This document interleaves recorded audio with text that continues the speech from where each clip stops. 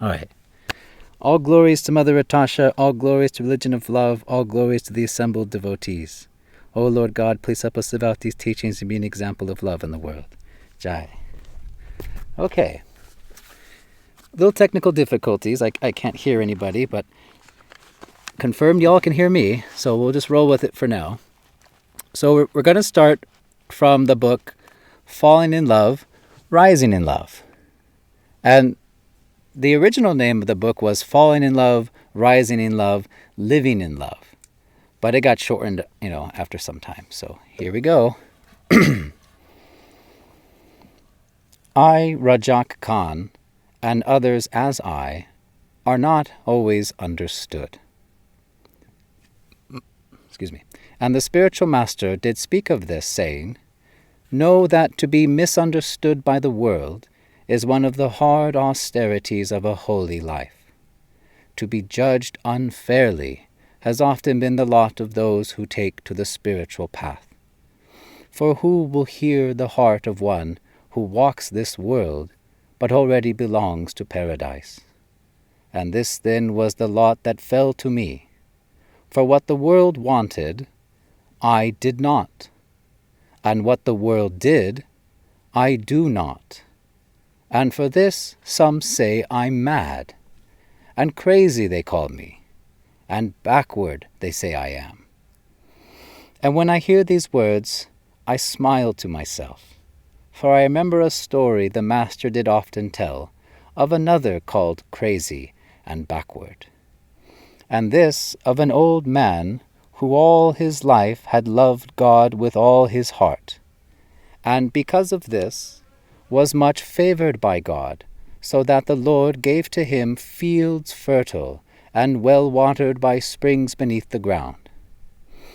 In his garden were many trees heavy with fruit, and his house was the largest in the area, standing higher than any other. And as God was good to him, so too was he good to others, giving generously to the poor in charity. Now seeing this, his relatives, growing greedy, plotted together, saying one to another, if he keeps giving so much to the poor, what will be left for us to inherit? Therefore let us charge him before the court with being crazy, that we might now possess all that is his. And because he was old and alone, they dared. And the deed done, the old man was charged with the crime of being crazy, and forced to appear before the court. On that day the court was filled with people, all gossiping about the old man. And one told how a thief had come right into the old man's bedroom in the night to steal his watch, solid gold, with his initials etched on the casing.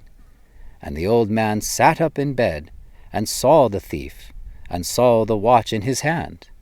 And calm as could be, he says to the thief, when you go out of the room, shout back loudly, thank you. And the thief asked why he should do this. And the old man says, if you are caught, and my watch found on you, you can say, I gave you the watch as a gift, and the servants will remember they heard you say thank you. The thief told me this story himself, said he never could steal again, so touched was he by the old man's kindness. Well, said an old woman, if that isn't crazy, I don't know what is. And I have a story even stranger, said another. And they all turned to him. This too of a thief, he said, for all knew him to be very rich. And this is even crazier, for when this thief comes to steal, the old man helps him find some gold pieces he overlooks. And this gets the thief to thinking that the old man must have something much more valuable than gold, if he was so easy about letting go of it. So he goes back the next night and demands of the old one, saying, I know you must have something more valuable than gold, and I want it. And the old man, can you believe it, admits, yes, he has, and will happily give it to him. Now, and this is the crazy part, for the old man begins to tell the thief how a man may enter paradise. And he talks, and in his words and in him there is such truth and such a beauty that the thief never again leaves his side, till years later, when he is sent to a distant land to give to others what he had received. And he always said that of all the valuable things prized by the world, gold and jewels, horses and houses, and everything that can be bought, never did he find anything of greater value than that which he had received from the old man.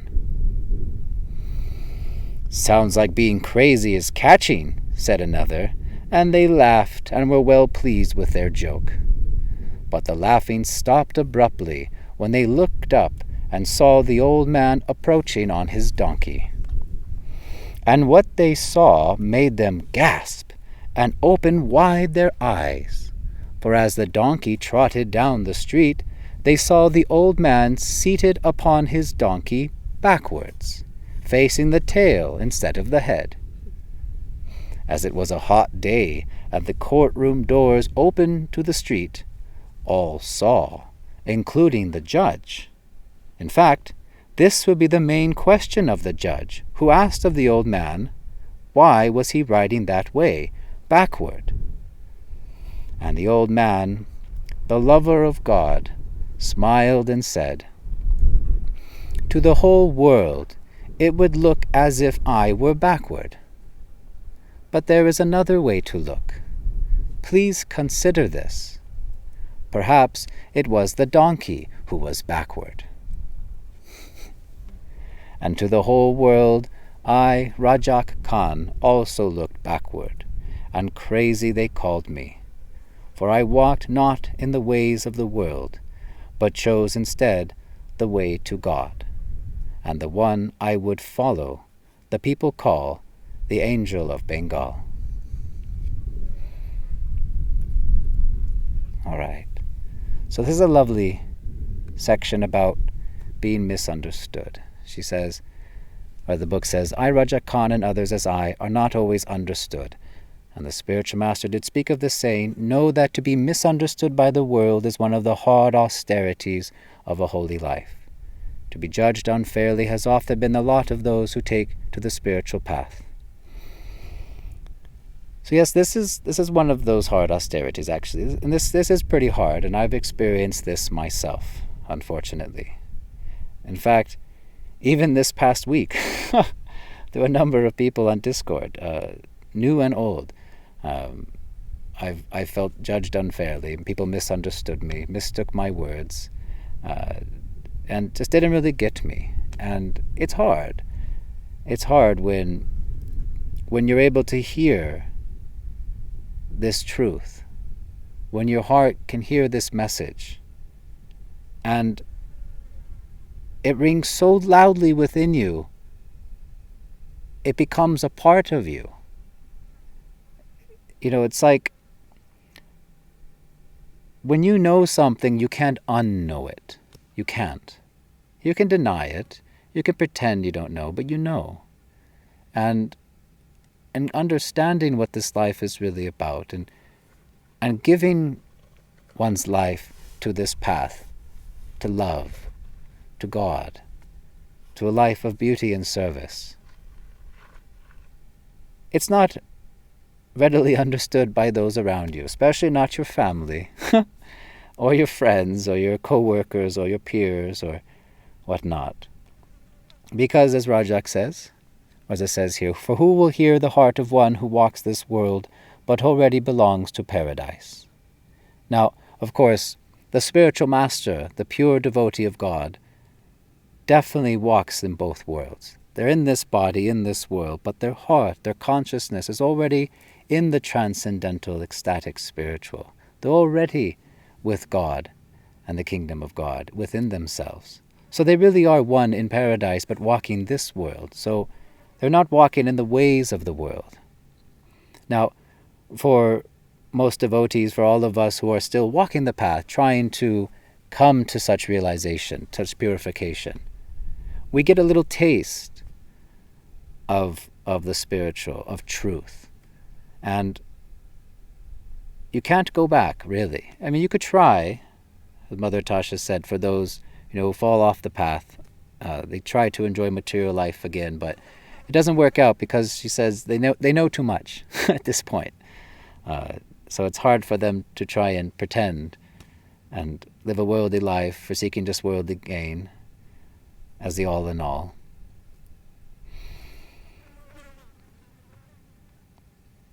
So, and this then was a lot that fell to me, for what the world wanted I did not, and what the world did I do not. This is true. So the devotee of God makes his or her goals of life completely spiritual. Spiritual goals, internal goals. They're not about having things, but about being. It's not about what you can acquire, but your experience that you can realize. So our goals are completely different. And our activities, this is what the world does, I do not, also become different because the devotee of God is now acting in knowledge of what is truly beneficial for the self, for the spirit soul. Is acting in knowledge of how not to cause unnecessary harm to others or themselves. And so the lifestyle, the activities, the day-to-day actions and behavior of a devotee outwardly appears, can be very different from the lot of mankind. And, as she says, and for this some say I'm mad, and crazy they call me, and backward they say I am. Right. And Rajak isn't just saying theoretically, he did experience this quite greatly. He himself had a very big position, a very sought out, position in society. He had a big salary. He had a house. He had a company car. He had all these things that everyone sought after. But he pretty much gave most of that all up because his heart felt so much joy and more peace and love on this path instead of seeking that path. I mean, if he stayed on that path, they wanted him to go into politics. He would have become a politician, maybe leader of the country. And Mother Tasha, she said, it's a good thing he didn't go down that path. He's too honest. They would have assassinated him. And if you know Bangladesh, that's, yeah. So they called him backward. They called him crazy. And I've experienced something of the same. I spent my entire 20s of my life, my youth, as a celibate preacher, traveling, doing charity work, distributing books, waking up early every day at 4 a.m. to chant the holy names of God, giving up intoxication and gambling and illicit sex and being vegetarian. And amongst all my peers I grew up with, they think I'm crazy. They think I'm mad. They think I'm backwards. You're not enjoying. How come you're not doing all the things that we enjoy? Why'd you give up all this source of fun? And they couldn't quite understand. And it's hard to explain, really. And really, I didn't give up anything that was so much to lament over, because I only gave up sources of my own suffering, really. And the vows that I took were easy for me to take, because I was ready for this. I wanted this, and my desire for God and the experience of love far greater outweighed the temporary pleasures I used to seek.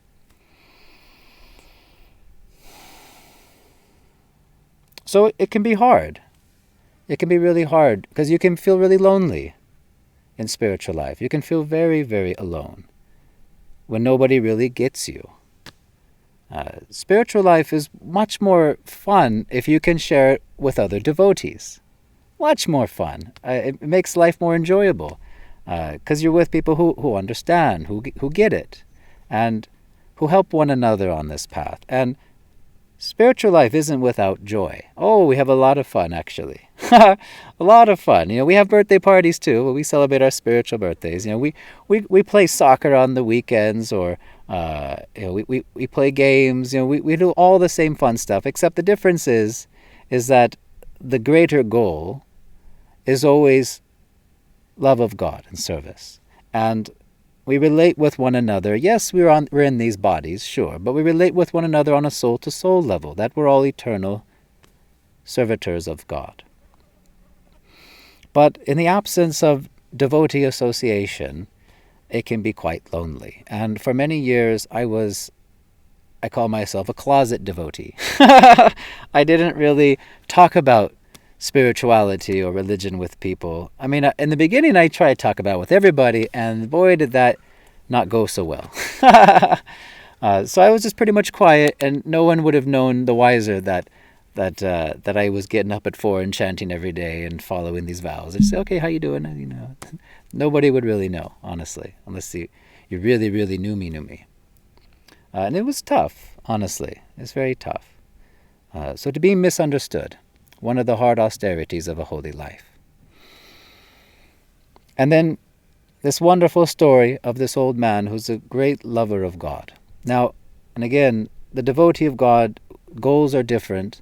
Of course, they're spiritual, not material, and has knowledge, realized knowledge coming from bona fide sources, from God's scriptures and from God's representatives as spiritual master.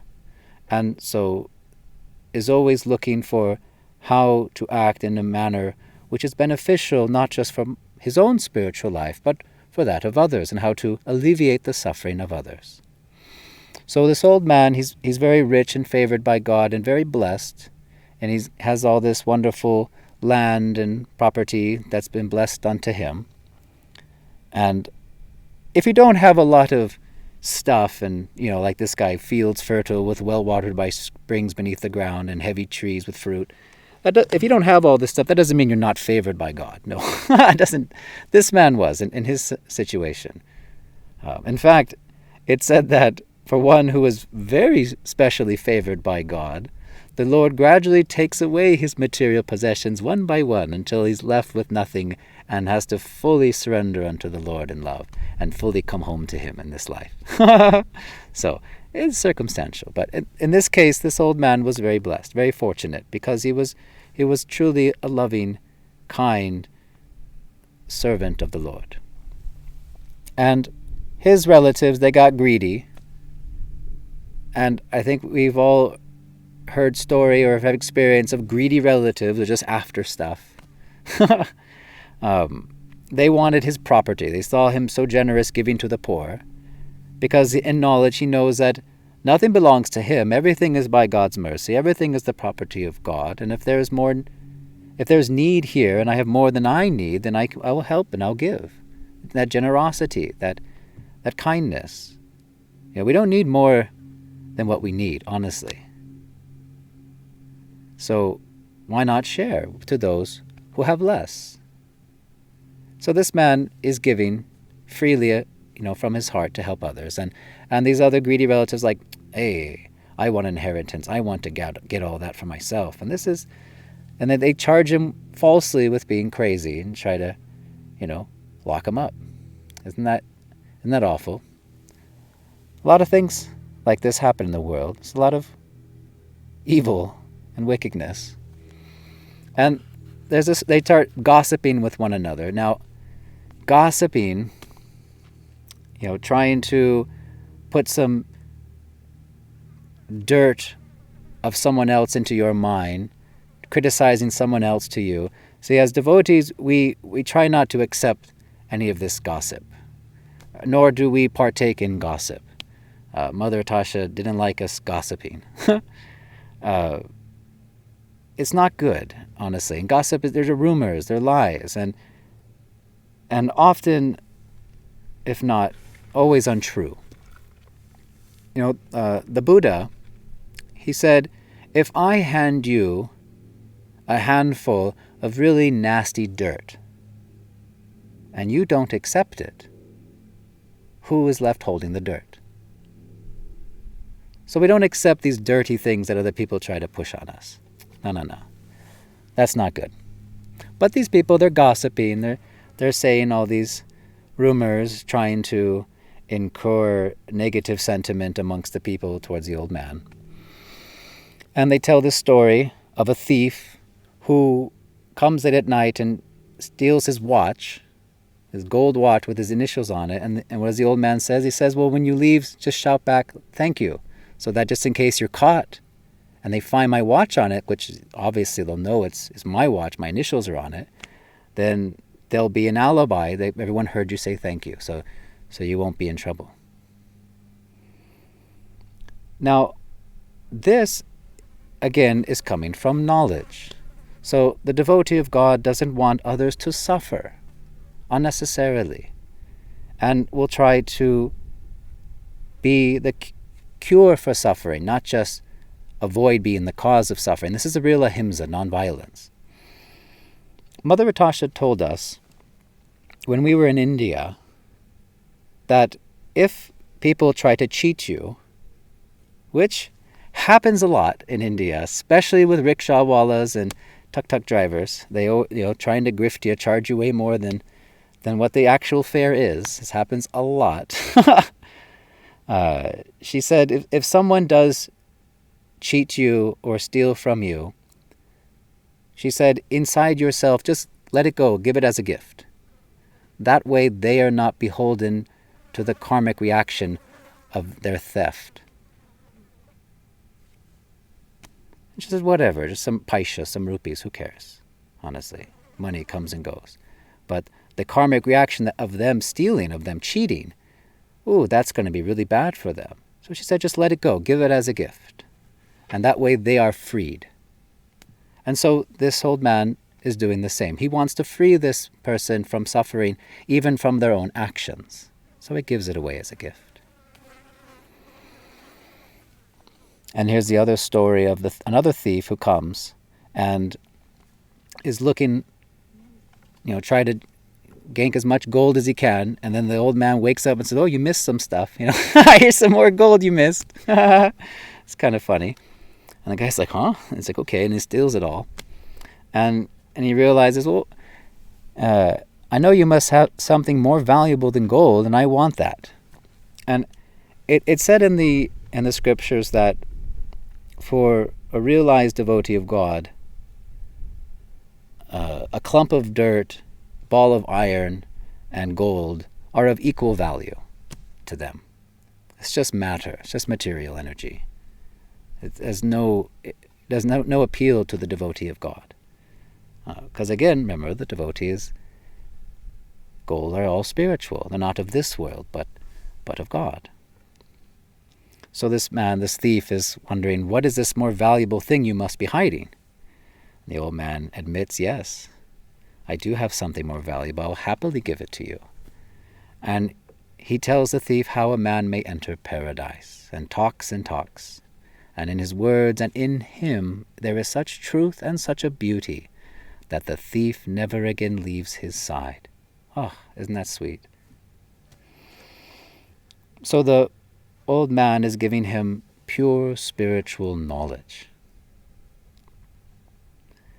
It said in the Religion of Love book, of all the gifts that may be given to man, man must guard. But the gift of spiritual knowledge, that will guard you. So, nothing is more sublime in this world than pure spiritual knowledge. Really, knowledge is so valuable. It's beyond valuable. I mean, it can save your life. It can guide you to true happiness. I mean, just think, even on the material plane, knowledge, right? Like, let's say if I had knowledge that, this area over here is very radioactive, I shouldn't go camping over there. That knowledge would be very helpful. If I didn't know, let's say I go there and I get very sick. All right, just a little bit of knowledge, just one little line, one little fact, how it can save us from great calamity. And so can spiritual knowledge save us from experiencing the repeated sufferings of birth and death in this material world.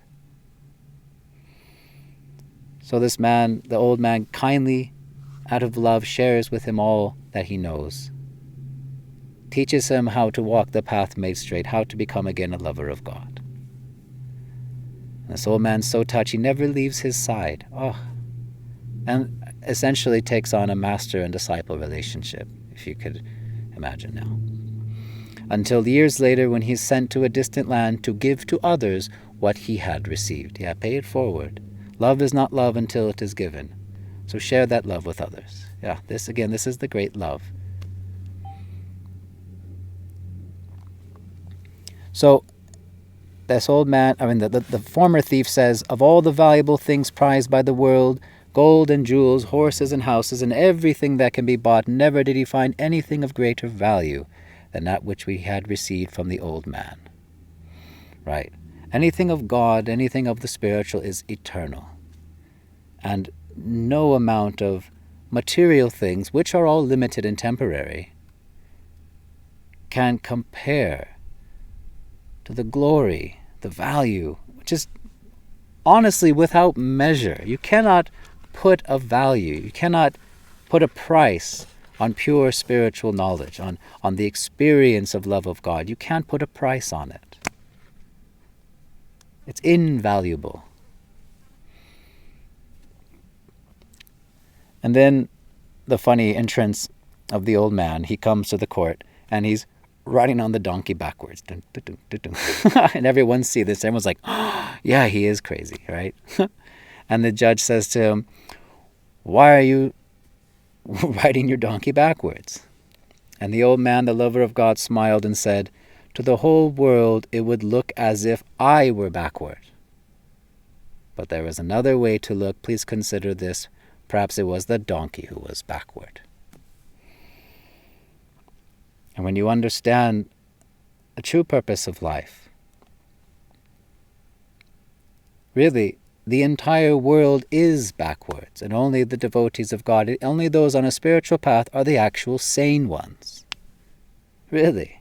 Because to keep clamoring for material pleasures that are always going to be lost, that are always going to be limited, is insane. We keep doing the same thing over again, expecting the different result, right?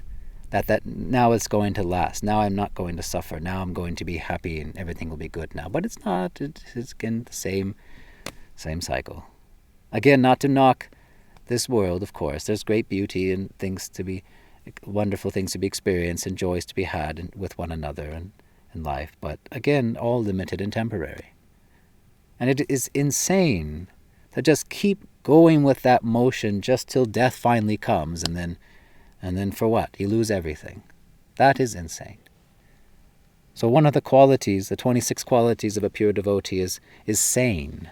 They are truly sane. They know what this life is meant for, and not only that, how to achieve the perfection of life and experience bliss, knowledge, and eternity,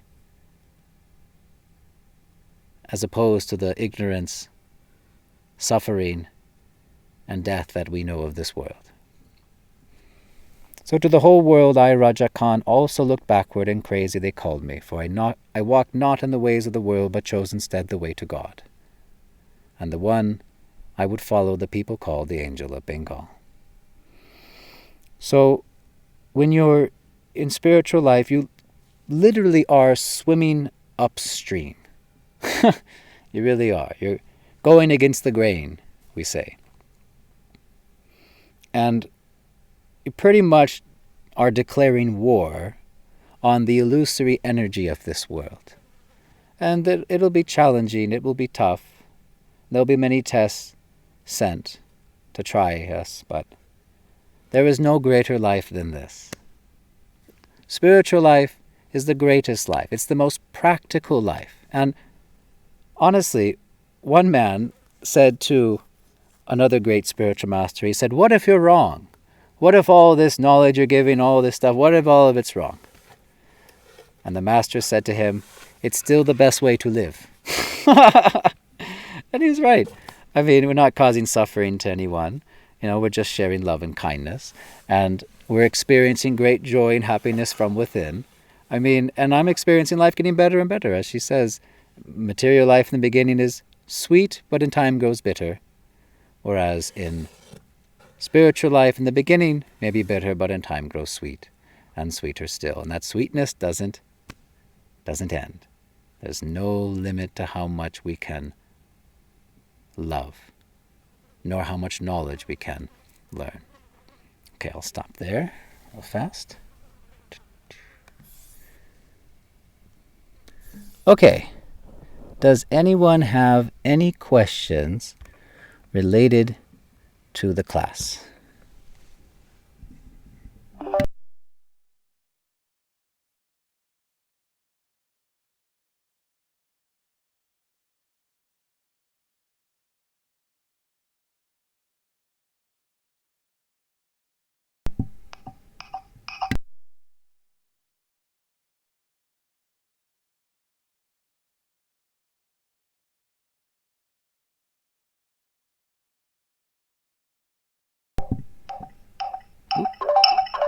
Yeah. Okay, we're having this weird audio thing, but when one of y'all, if y'all have a question, I'm just going to go ahead and go mute this mic and turn on the audio from this, and that way I'll be able to hear you. This is the ghetto rig solution I've come up with. So if I see one of you guys unmute, I'm going to press these two buttons.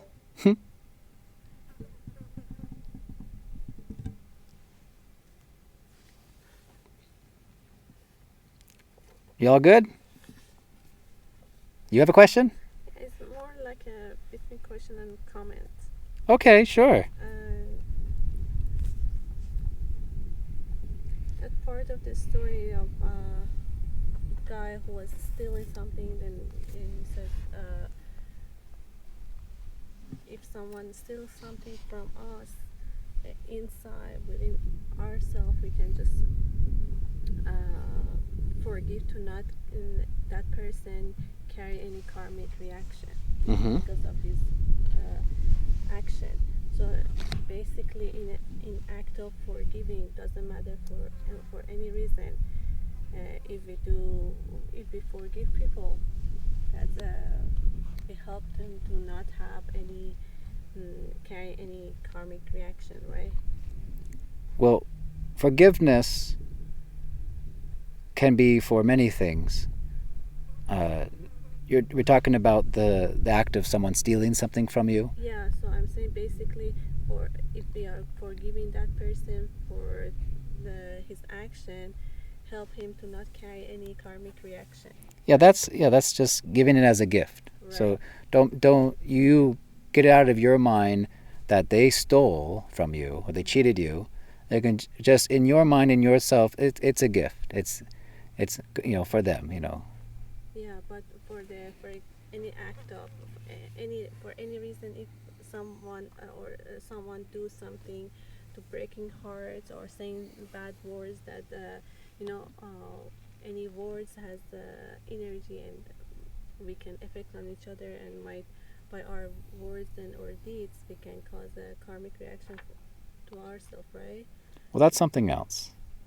If somebody is mean to you or says some hurtful things to you, that's different. You're not going to say, "Oh, that's your gift." That's your gift to beat me up. No. No, but within ourselves, if we forgive that person, it's not going to carry any karmic reaction. That's different.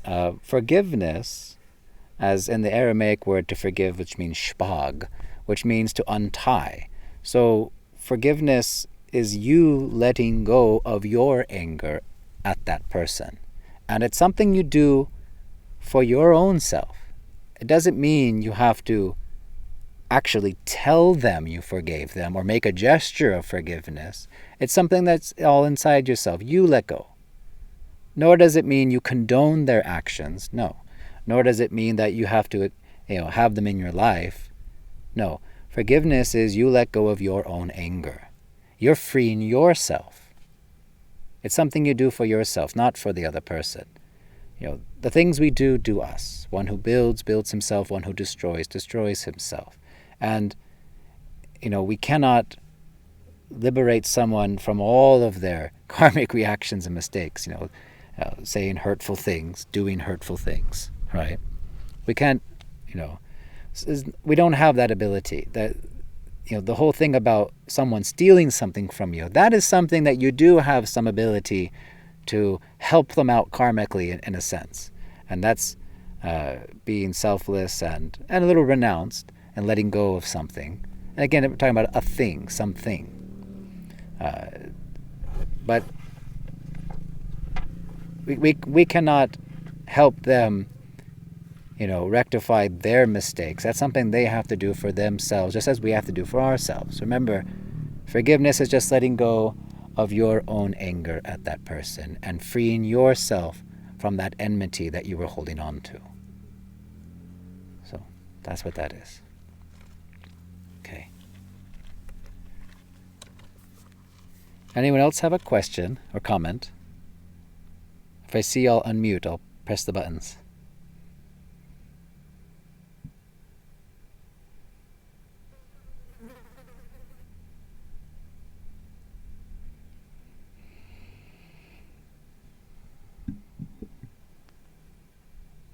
No? All good? Okay. Well, we can close up early then, if everyone is got the memo. Yeah?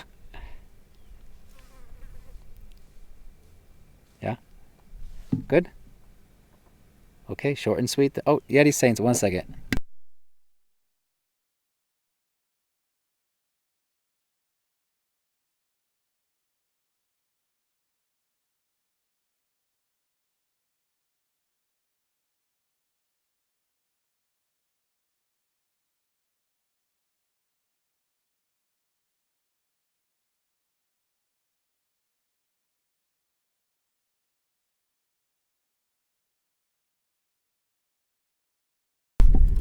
Well, oh gosh, I'm not sure how to make this work, but yeah, I don't know what's going on with the technical glitches today with the laptop.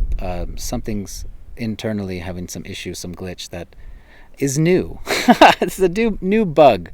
But I'm sure it'll work itself out, God willing. So, anywho, well, thank you all for showing up. It's always a pleasure to see all of y'all, and bearing with the technical difficulties. Sorry for the late start. So, okay. All glories to Mother Natasha, all glories to Religion of Love, all glories to the assembled devotees. Jai.